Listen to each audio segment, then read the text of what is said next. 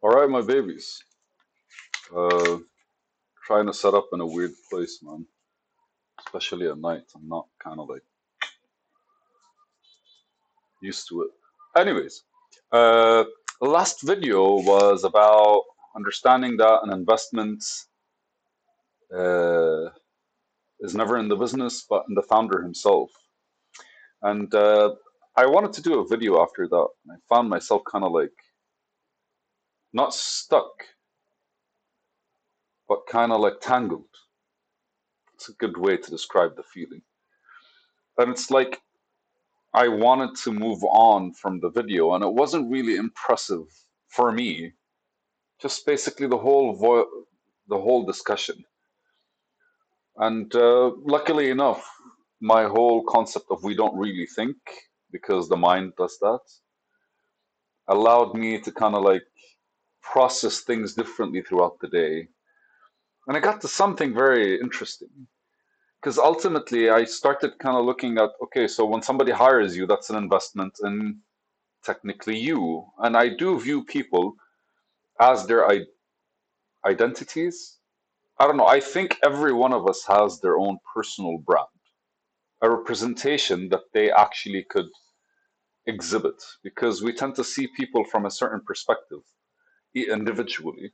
Like I would see my mom differently than her sisters would see her, than her mother saw her, than her friends would look at her, right? Like everyone kind of has that perspective. But there's always kind of like something that's in between, and I think that's the expression, the true expression that people get to like explore within themselves that allows them to kind of like, I don't want to say be identified, but allows everyone around them to kind of like notice that aspect of them or notice the essence of their personality.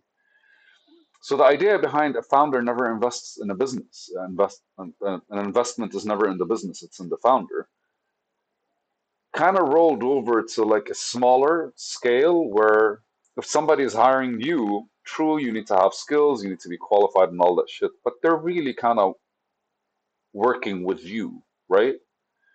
And so instead of, I know it's shifted between like somebody working for me versus I'm working with somebody. And it allowed kind of like alignment towards a certain kind of like setup where ultimately based on my philosophy on how we operate in life, I don't see the world as more of a family, but I see humanity. I don't see human beings as a family, which is basically I see humanity more from a perspective of like everyone kind of has his own direction, and every once in a while you kind of meet people that are going in the same way, and I feel that's where a connection happens. In the modern world, kind of like you apply for a job. But let's face it, you study the things that you want to study. So the job that hires you is kind of like paying you money to do what you want to do, right? You're not a graphic designer, is kind of like we're interested in design and art and all that good stuff. The business people were kind of like interested in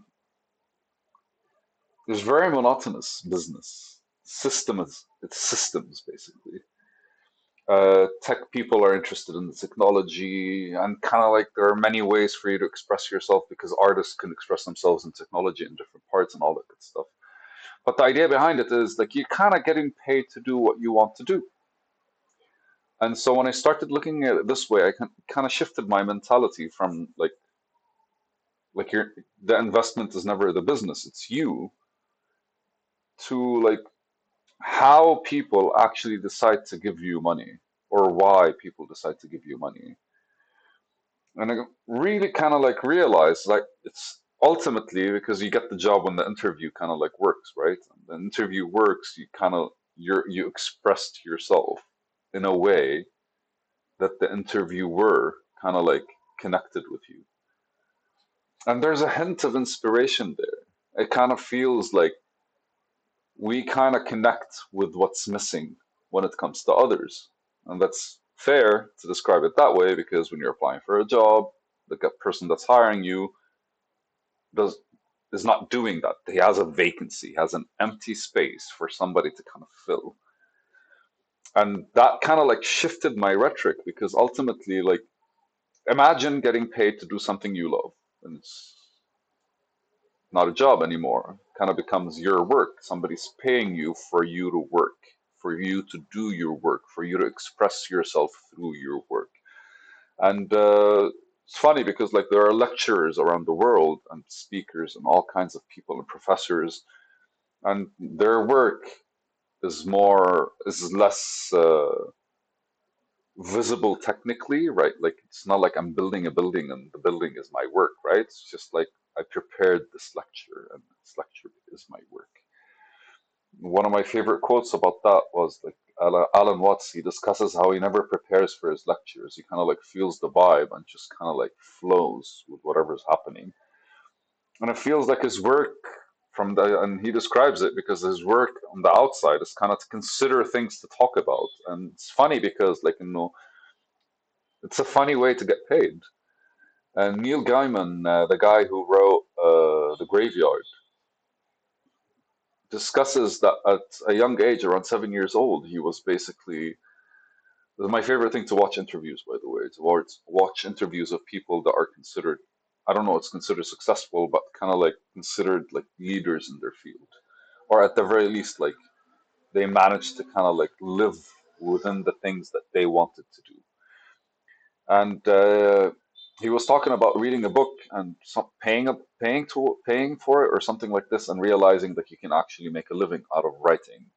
And that's where he kind of like decided that my work would be to write stuff, and then he figured it out along the way and shit like this, storytelling and good stuff.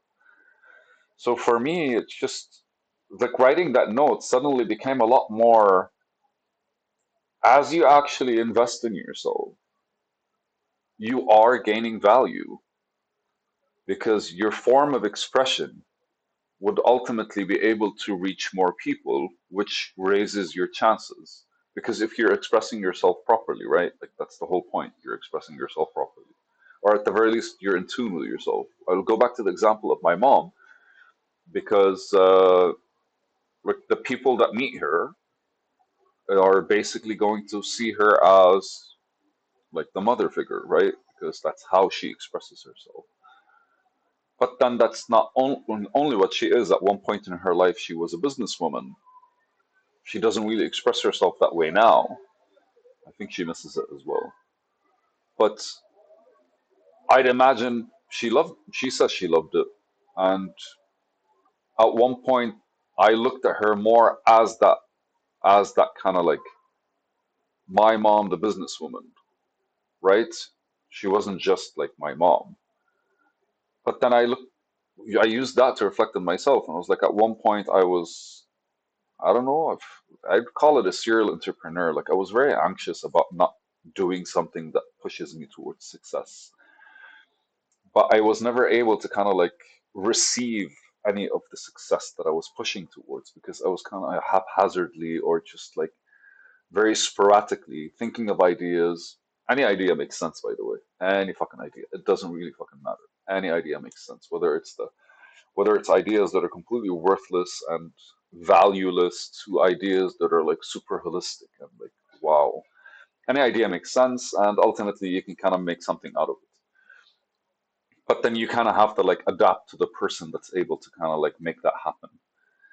And I feel like when I wrote the note, I was kind of like getting in tune with myself towards like there really is a lot of skills that have been learning. There really are a lot of kind of like things that I've been doing, building, just like my effort towards just developing as the guy that runs his platform and builds his platform and markets his platform and does all that shit was really just kind of like